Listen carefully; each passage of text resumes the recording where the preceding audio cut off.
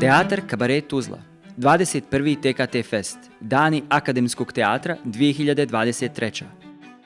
Koprodukcijski projekat Žena i sport Opima, nastao u koprodukciji Teatra Fort Forno iz Hrvatske i Reflektora iz Srbije, predstavljen je tuzlanskoj publici trećeg dana 21. TKT Festa. Predstava Žena i sport Opima bazirana je na sadržaju istoimene priče Antonija Tabukija, znamenitog italijanskog književnika koji je nekoliko godina živio na Azorskim ostrvima u Atlantskom okeanu. A ona mi se stalno smejala. Smejala mi se. Smejala mi se i prepuštala je meni da proniknem u njen život. Rekla mi je da moram da se strpim, da ćemo otići sigurno, da moram da joj verujem i da više ništa ne može da mi kaže. Pa ovo je jedna, ja bih rekao, univerzalna, velika i neponovljiva ljubavna priča koju priča čovek koji je već sad blizu mojih godina, koji je zbog ljubavi naravno zasluženo završio na robiji od 30 godina, niko nema prava nikome da oduzme život, ali kod nas ako nisi moja nećeš biti ničija, uvek se to tako nekako kaže. Antonio Tabuki ispričao jednu predivnu ljubavnu priču o jednom čoveku koji je sa svojom braćom i ocem bio lovac na kitove na dalekim Azorima, negde na pola puta između Amerike i Evrope, dok se ona nije pojavila u njegovom životu i tada se sve okrenulo zbog lepote njene i zbog njenih vrlina, sve mu se okrenulo u životu, zaljubio se i na neki način je izgubio samog sebe, ali s druge strane je dobio tu ljubav koja je bila fatalna, ali kratka. Priče u knjizi Žena i sport Opima potiču iz tog perioda i nadahnute su događajima i životom ljudi na tim ostrvima.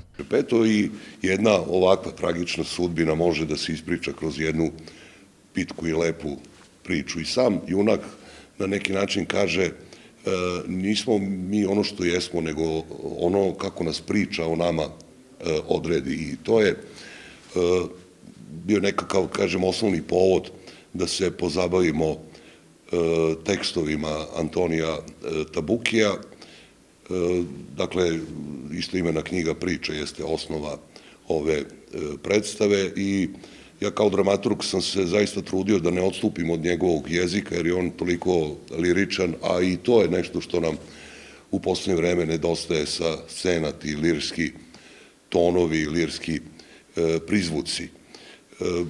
Čini mi se da smo malo previše pustili da scenom zavladaju onako malo brutalni neki surovi tonovi. Da, jedno me nije slagala. To sam saznao tek na suđenju.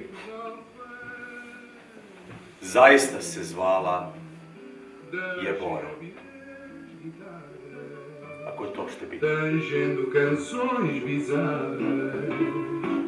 Cantando numa voz rouca.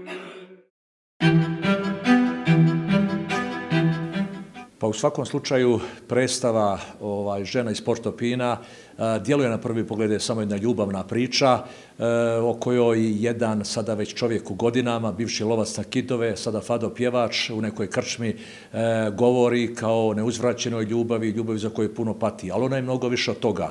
Ovo nije priča samo jednog čovjeka i samo jednog pojedinca, ovo je priča zapravo mnogo jedinki. Tu je mnogo epizodica u jednom glavnom liku uspjelo da se uveže. Jer i italijanski pisac Tabuki je zapravo pisao neko vrijeme kada je on boravio na Azorskom otočju, tamo negdje u Atlantiku i sabrao je te sudbine svih tih ljudi koji je sretao tamo u barovima i u krčmama tog otočja i tog egzotičnog predjela koji su mu govorili o nekim svojim ljubavnim jadima i o nekim svojim ljubavnim problemima.